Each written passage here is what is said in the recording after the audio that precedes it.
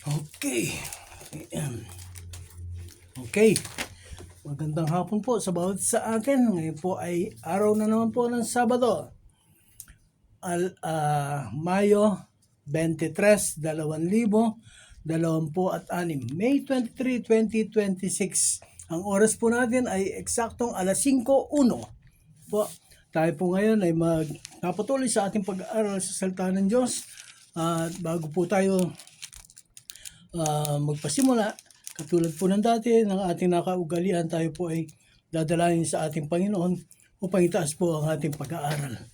Thank you, Lord God. Thank you, Jesus. Panginoong Diyos na mabuti makapangyarihan, tapat hindi nagbabago, Diyos na banal, Diyos na mapagpala. Salamat po sa araw na ito na ibinigay mo po sa amin. Diyos, salamat po, Panginoon, na patuloy na kami po ay yung iniingatan, ginagabayan, pinapatnubayan. Diyos, sa pagkakataon pong ito, muli tinataas po sa dakilang pangalan na gawain ito na iyong pinagkatiwala sa aking mga balikat, O Diyos. Ama, ako po ay isang sa iyong mga abang lingkod, O Diyos. Wala po akong alam, wala po akong kakayahan, kundi ang gabay at patubay mo lamang po, O Diyos, ang siyang akin tinutungtuhan upang maisagawa ko, maisakatuparan, matupad ko ang mga tungkulin pinagkatiwala mo po sa akin. Tinataas ko po, O Diyos, sa mga kapatid ko, mga taga-subaybay, taga-pakinig, taga-panood ng gawain to. Pagpalain mo po ang bawat saugat. Mapurihan ka, maasamba ka, matakila ka, mapagngiti ka po namin. Salamat po sa pangalan po na ibugtong na anak na si Kristo Jesus. Amen at amen. Salamat po, Diyos. Thank you, Lord God. Okay. Minsan po sa ating pag-aaral po ay makipagbukas po kayo ng inyong mga Biblia dito po sa aklat po ni San Mateo. Mateo, kabanatang 22, pasimula po sa talatang 37. Matthew chapter 22, verse 37. Ganito po ang sinasabi. Basahin ko na lang po ito sa wikang Tagalog. Okay, sa wikang Tagalog na lang po. Okay. Matthew chapter 22, verse 37. Okay, umpisan ko na po dito sa 34. Okay, verse 34 po ako magpapasimula. Nagtipon-tipon ang mga Pariseo. Pariseo po, mga pari. Nang mabalitaan nilang napatahimik ni Jesus ang mga Saduseo. At isa sa kanila, isang dalubhasa sa kautusan, ang nagtanong kay Jesus upang subukin ito. Guro, alin po ang pinakamahalagang utos sa kautusan? Verse 37, sumagot si Jesus, ibigin mo ang Panginoon mong Diyos ng buong puso, ng buong kaluluwa, at ng buong pag-iisip. Ito ang utos. Ito po ang mensahe natin. Ang sabi po sa English, love, ang sabi po doon ay yung, what is the great commandments? Ang great commandments is, love the Lord your God. Opo. Jesus said to him, you shall love the Lord your God with all your heart, with all your soul, and with all your mind. Ano po ninyo na ano? Pag sinabi pong, love the Lord with all your heart, with all your soul, and with all your mind. Hindi lamang po ang Diyos mismo ang sinasabi rito, kundi ang lahat po ng mga nilalang ng Diyos, yung pong ating kapwa. No po, sabi nga po sa Biblia, paano mong mamahalin ang Diyos na hindi mo nakikita kung ang iyong kapwa na nakikita mo ay hindi mo kayang mahalin? No po? So yun po ang yun po ang pinakabuod nun. Yun po ang pinakatema, yun po ang pinakalaman nung greatest commandment. Po, pinakamahalagang utos, mahalin mo ang Diyos ng buong puso, buong lakas at ng buong kaluluwa. Yun po ang sinasabi. Sa ganito pong pananalita, yung pong salitang sinasabi na buong puso, buong kaluluwa at buong kalakasan, buong kaisipan, lahat-lahat. Sa ganito po ay binigyan ko po ng titulo ang mensahe na ating pagsasalusaluhan ngayon na everything or nothing. Lahat o wala. Yun na lang po ay yun. Lahat o wala. Yun po ang pinagbasihan natin ng ating mensahe sa araw na ito. Mateo, Kabanatang 22, talatang 37, nung sabihin niya, love the Lord your God with all your heart, with all your soul, and with all your mind. Yun po ang sinasabi niya ng ating Panginoong Hesukristo. Actually, ito po ay nakasulat na po dun sa Old Testament. Dun po sa aklat po ng Deuteronomio, Kabanatang 6, talatang 5. At gano'n din po sa aklat po ng Leviticus, Kabanatang 11, talatang 18. Gano'n po ang buong nakasulat. Ngayon, papaano po natin masasabi na love the Lord your God with all your heart, with all your soul, and with all your mind? Doon po sa everything or nothing. Ano po? Dito po, ang una pong punto na ating pagsasaluhan ngayon ay nakatala po dito sa aklat po ni San Mateo, Kabanatang 26. Mateo, Kabanatang 26, talatang 6 po ang pasimula. Matthew chapter 26, beginning at verse 6, ganito po ang sinasabi. Okay. Matthew chapter 26, verse 6, this is what it says. Tagalog po ang aking gagamitin. Nasa Betanya si Jesus sa bahay ni Simong Ketongin. Samantalang siya'y kumakain, lumapit ang isang babaeng may dalang sisidlang alabastro na puno ng mamahaling pabango. Ibinuhos niya ito sa ulo ni Jesus. Okay. Bago ko po ituloy yung ating pinag-aaralan na ito ng yung pong 4 na ebanghelyo, Mateo, Marcos, Lucas at Juan.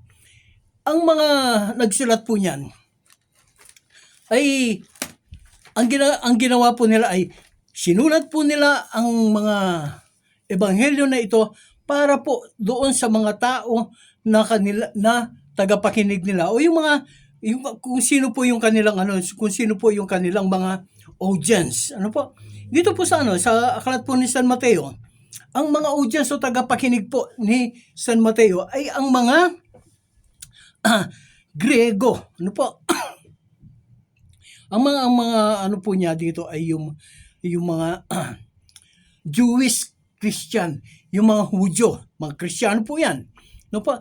Hudyong mga Kristiyano upang patotohanan na si Jesus ay siyang pinangakong Mesiyas o tagapagligtas. Ano po? Si Mateo po, pinasimulan po niya ang pagpapakilala sa ating Panginoon Jesucristo sa pamamagitan po ng pagkuha po niya doon sa Old Testament, pasimula po kay Abraham. Yung pong kanyang genealogy, hanggang tuloy-tuloy po kung paano po siya maipanganak. Yun po ang kanyang yun po ang punto ni Mateo. Dito naman po si Marcos, ang kanyang mga audience o ang kanyang mga tagapakinig, yung kanyang mga tinuturuan. No po, ito po ay mga Hentil at mga Roman people. No po, yun po yung kanyang mga yun po yung kanyang tagapakinig. Ngayon po, ang itinuturo po niya doon, yung focus po ni Mark ay yung the suffering servant. Ano po? Yung pong lahat po ng mga paghihirap ng ating Panginoon Jesucristo ay dito po natin makikita sa aklat po ni San Marcos. Ano po? Tapos po, dito po sa aklat po ni San Lucas, ito po yung mga Griego. Ano po?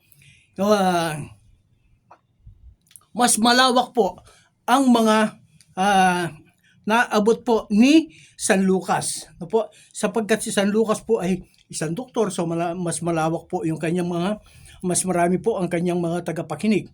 Ang kanyang pong focus dito ay ang ating Panginoong Jesucristo na tagapagligtas.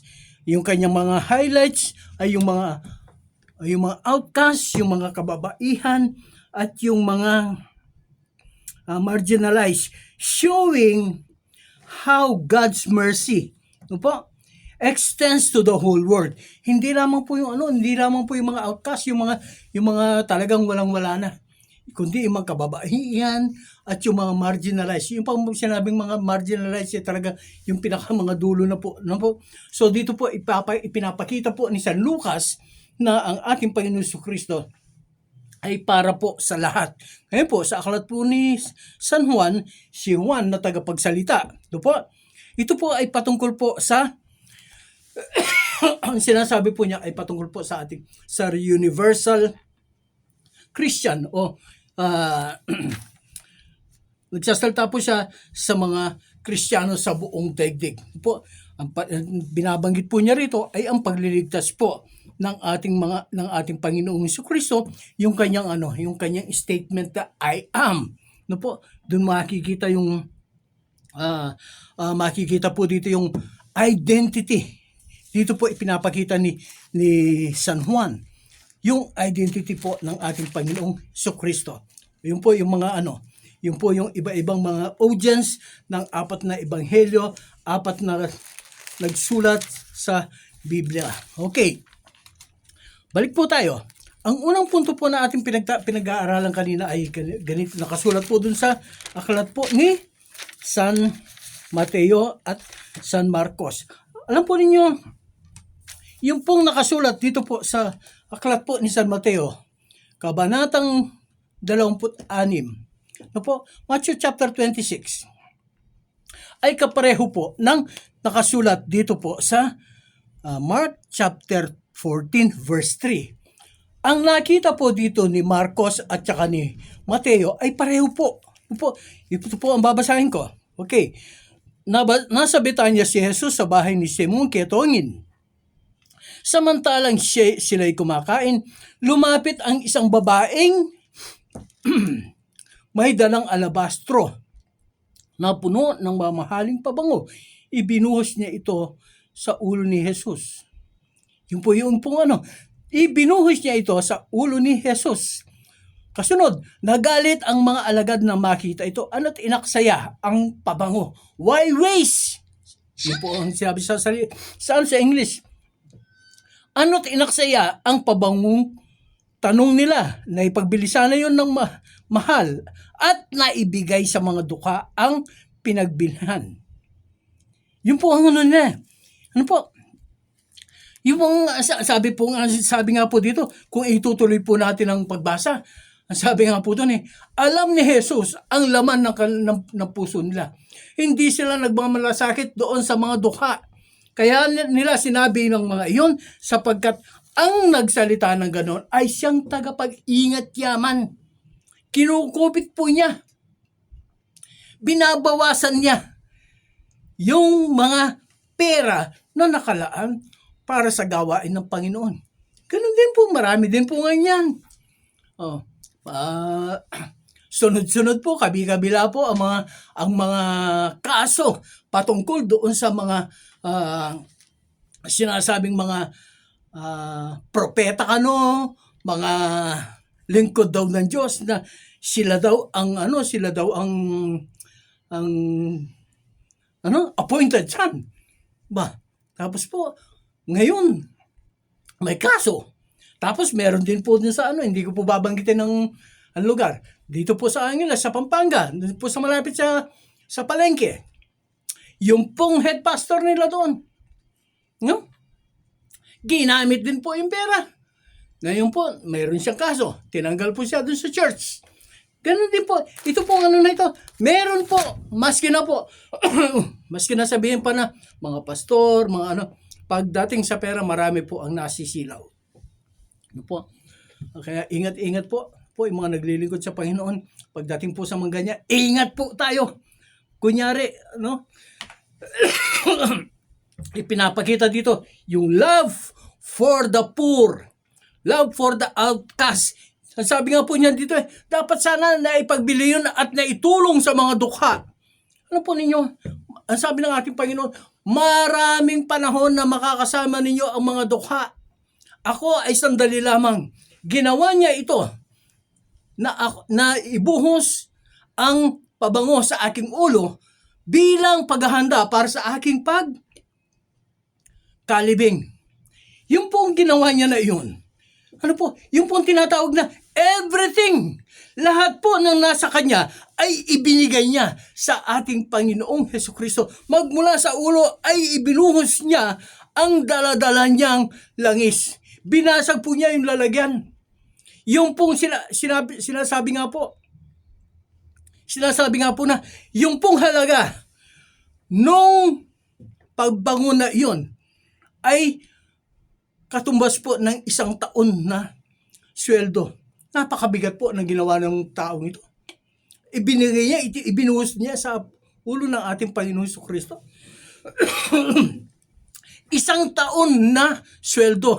Ngayon po pagdating lang po sa offering, pagdating lang po sa pagbibigay ng mga tithes, hindi po maibigay ng buo. Yung pa kaya may bibigay ng isang taon na sweldo, hindi, walang makakagawa. Ito lang na nakasulat dito sa Biblia na ito. Matthew chapter 26 and Mark chapter 14. Ibinuhos nila at lahat-lahat ay ipinuhos sa ulo ng ating Panginoong Hesukristo. Everything! Ito po sinabi, wala silang itinira, ibinuhos lahat sa ating Panginoong Hesukristo. Ano po ang ibig sabihin? Pag tayo po ay naglilingkod sa Diyos, wala po tayong ititira. Pag maglilingkod ka, ibigay mo ang iyong kakayahan, ibigay mo ang iyong kaalaman, ibigay mo ang lahat ng iyong pagkaunawa para sa gawain ng Panginoon. Yan po ang sinasabi na everything or nothing. Ano po? Alam po ninyo, marami po sa dito po sa Old Testament, makikita po natin na talaga namang naglingkod sila. Naglingkod. Pero hindi po ito 100% na paglilingkod. Si Haring Saul, siya po ay sinabihan ng Diyos na lulusobin ang mga kaaway. At lahat ng mga kaaway, babae, lalaki, bata, matanda, ay papatayin, wala pong ititirang buhay. Lahat ng mga hayop, ito ay papatayin. Lahat po, as in lahat. Yun po ang utos ng Diyos kay Haring Saul. Pero ano po ang ginawa ni Haring Saul? Hindi po niya pinatay ang hari ng mga ng Amalasita, the Amalekites. Si Agag, hindi po niya pinatay si Haring Agag. Binihag po niya. Tapos kinuha po yung mga matatabang guya, matatabang baka, mga kamelyo. Kinuha po yung mga ginto, pilak at mga mamahaling bato.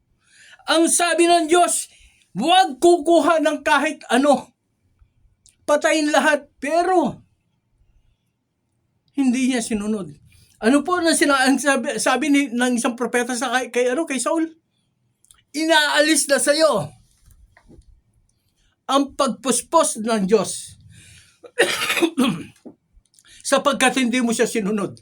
Ang sagot po ni Saul, natakot ako sa aking mga tauhan.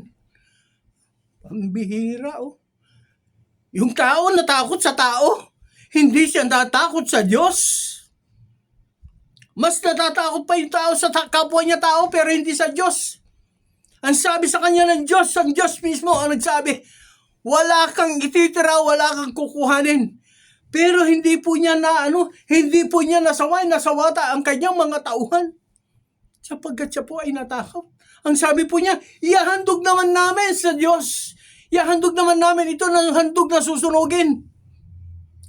Ang sabi nga po sa Biblia, hindi mahalaga yung paghahandog sa Diyos. Ang mas mahalaga sa Diyos ay yung pagsunod sa Kanya. Everything you should follow by the dot. Everything or nothing. Alam po ninyo, napakahirap na ganito na sunod na sinusunod lahat. Kaya nga po dumating ating Panginoong Jesucristo. Kasi po dun sa Old Testament, 10 ang utos. Doon sa 10 na yun, isa lang ang hindi mo masagawa, may sa katuparan. Sa lahat ng iyon, ikaw ay nagkasala. Nung dumating po ang ating Panginoong Jesucristo, isa lang ang utos na ibinigay niya. Love your God with all your heart, with all your might, and with all your mind, with all your soul. Mahalin mo ang Diyos ng lahat-lahat sa iyo. Yun lang po ang utos. Pero hindi po naisa sa katuparan. Ano po? The love for the lowly. Sinasabi gano'n? Kasi po dapat hindi na ibunuhos yan. Dapat ipinagbili na lang yan upang maitulong dun sa mga dukha. Maniwala ka, maitutulong dun sa mga dukha. Kahit na po sa gobyerno natin Yung magnadukha, lalo pa silang nagiging dukha Yung mahirap, lalo pa nagkakanda hirap-hirap Dahil sa kagawaan ng mga nandun sa pwesto, nangyayari po kaya sa iglesia? Nangyayari po. Maraming magagalit sa akin sa pagsasalita ko ng ganun. Pero totoo po yan. Hindi ko mo nandun sa Praise God. Iwanan po natin yan. Pangalawang punto. Ano po yung everything or nothing doon po sa unang punto? You should love your neighbor. Love the outcast. Yun po ang sinasabi rito. Number 2. Dito po sa aklat po ni San Lucas, Kabanatang 7. Lucas chapter 7, verse 36 hanggang 39. Luke chapter 7, verse 36 up to verse 39. Ganito naman po ang sinasabi. Thank you, Lord God. Thank you, Father God. 36. Inanyayahan si Jesus ng isa sa mga Pariseo, o pari na naman po ito, upang makasalo niya. Pumaroon siya sa bahay nito at dumulog sa hapag. Sa bayan namang yaon ay may isang babae na kilalang makasalanan. Nabalitaan niyang kumakain si Jesus sa bahay ng Pariseo. Sino nakabalita? Yung pong babaeng makasalanan na sinasabi. Pero hindi po binigyan ng pangalan Kaya't nagdala siya ng pabango na sa sidlang alabastro at lumapit siya sa likuran ni Jesus. Tingnan po ninyo, lumapit siya sa likuran ni Jesus. Sa gawing paanan, siya'y nanangis at nabasa ng kanyang luha ang mga paa ni Jesus. Pinunasan niya ang mga ito at ang kanyang buhok hinagkan at pinahiran ng pabango. Na makita ito ng Pariseyong nag-anyaya kay Jesus, nagsabi ito sa kanyang sarili, kung talagang propeta ang taong ito, alam niya kung sino. Alam niya kung sino at kung anong uri ng babae ang umihipo sa kanya. Isang makasalanan. Ano po niyo? Kung talagang propeta ang taong ito, alam niya kung sino at kung ano ang babaeng humihipo sa kanya, isang makasalanan. Sumagot po ang ating Panginoon Jesucristo dito sa verse 14. Nga po? Bilang tugon, sa isip, sinabi ni Jesus, Simon, may sasabihin ako sa iyo. O mamaya na po yan. Ano po? Yung po sinasabi dito na Pariseo. Ibig sabihin, leader doon sa church. Inanyayahan niya ang ating Panginoong Jesucristo na siya po ay dumalong doon upang siya po ay makasalo niya sa hapagkainan. Habang sila po ay kumakain, meron dumating na isang babae na kilalang makasalanan. Nandoon po siya. Dumaan po o pumunta po sa likuran ng ating Panginoong Jesucristo. At siya po ay napo doon sa kanyang may paanan. Siya po ay umiiyak. Ano po yung pinapakita dito? Ang ipinapakita po dito ay yung respeto respeto, paggalang ng babaeng ito na sinasabing makasalanan. Siya po ay pumunta sa likuran ng ating Panginoong Hesukristo at siya po ay naupo doon sa may paanan.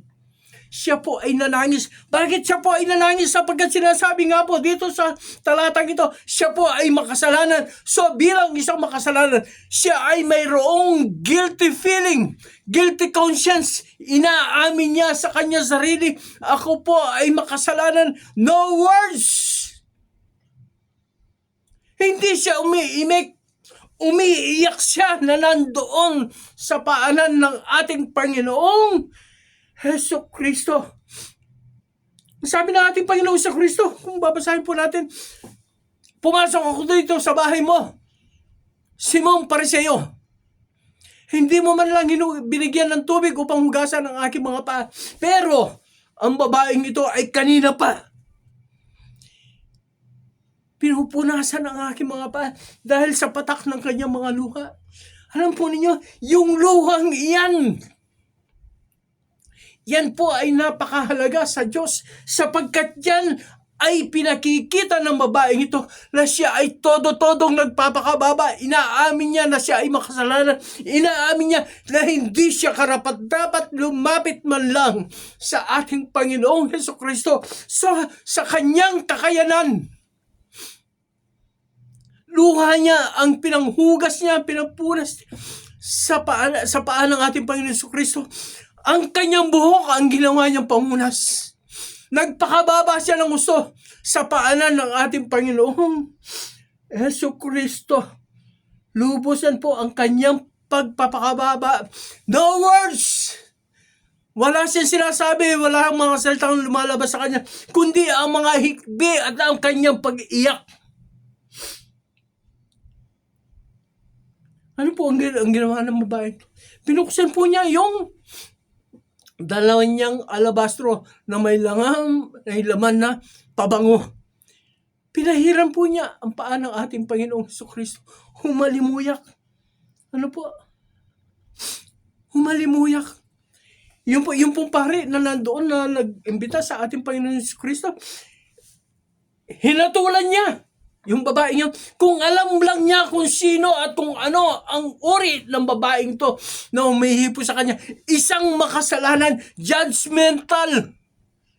Kung sino pa yung mga leader, kung sino pa yung dapat na magsanggalang sa mga tao, kung sino pa ang mga tao na dapat sana ay mag-akay sa mga tao, sila pa ang nagpapabagsak sa kanila. Sabi niya, ang pinapakita po dito ng nitong pariseo nito, mas banal ako sa iyo. Pariseo ako, leader ako. Ikaw ay isang makasalanan. Hindi ko mo ikaw ay nandiyan sa posisyong iyan. Hindi ko mo tuwing linggo ay nandoon ka sa church. Hindi ko mo lahat ng ministry ay kasama ka. Mas banal ka dito sa taong na ito. Hindi. Ang tinitingnan ng Diyos ay yung puso. Ang tinitingnan ng Diyos ay yung puso. Ang sabi ng pariseo na ito, kung alam lang niya kung sino ito, isang makasalanan. Ang sabi ng ating Panginoong Hesukristo, ang mga ginagawa ng babaeng ito, pagdating ng araw, pang ipapangaral ang salita ng Diyos, mababanggit din ang kanyang pangalan. Dahil sa ginawa niya ito, ang kanyang kasalanan ay pinatawad na. Alam po ninyo, hindi po natin kailangan magsalita, hindi po natin kailangan ibandera yung ating mga ginagawa sa iglesia, hindi po natin kailangan ibandera yung ating mga posisyon, na tayo ang leader sa ganitong samahan, na tayo ang leader sa ganitong church. No? Ang ginawa po ng babae na yun, na hindi po man siya kumikibo, humalimuyak ang kanyang pagbuhos po niya, sapagkat ibinuhos niya everything that she has. No? Ibinuhos po niya ang laman ng kanyang dibdib, ang laman ng kanyang puso at damdamin. Hindi siya makapagsalita, umiiyak lang siya. Sabi po sa Biblia, in your groaning, God knows what is happening inside of you. Ang babaeng ito, hindi siya nagsasalita. Umiiyak siya. So, nauunawaan ng Diyos kung ano ang nilalaman ng puso at damdamin ng babaeng ito. Yung kanyang ginawang iyon ay humalimuyak na amoy ang kanyang mga ginagawa. Pag ikaw ba ay isang Kristiyano na sinasabi, nakapunta doon sa lugar na hindi mga Kristiyano, naaamoy ba sa iyo ang Kristo? O naaamoy sa iyo ang mga gawa ng mundo rin? Kaibigan ko, huwag kang maging judgmental. Sabi nga sa Biblia, huwag mong tingnan yung puwing ng iyong kapwa. Unahin mo muna yung sarili mo. Huwag mong tingnan yung kapintasan ng iyong kapwa. Sarili mo na ang iyong iayos.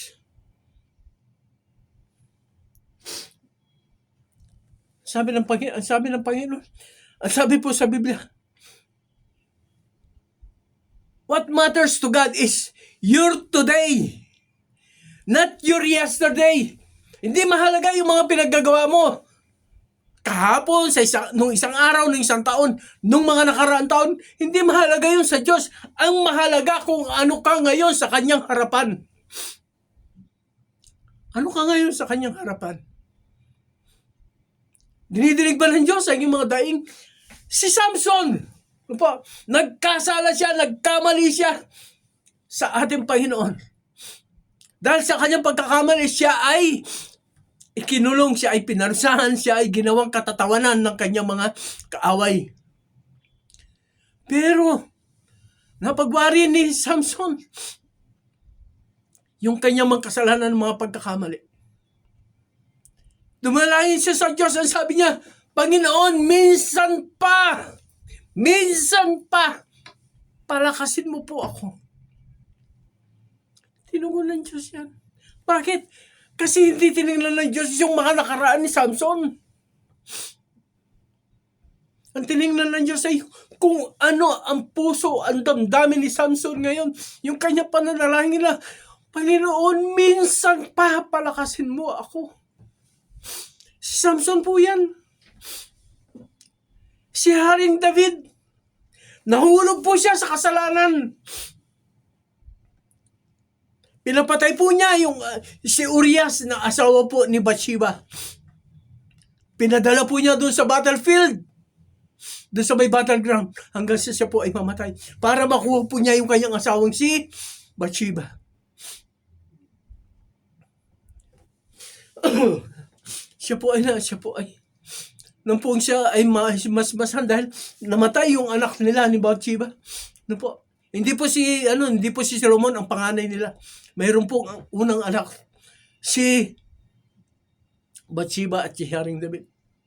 Doon po siya nahimasmasan. Ang sabi po niya, ipinanalangin po niya yun eh. Nag-ayuno siya para mabuhay yung kanyang anak, yung gumaling yung kanyang anak. Pero walang po nangyari. Ano po ang ginawa niya? Gumawa po siya ng mga awit. Take not thy Holy Spirit from me, O God! Take not thy Holy Spirit from me.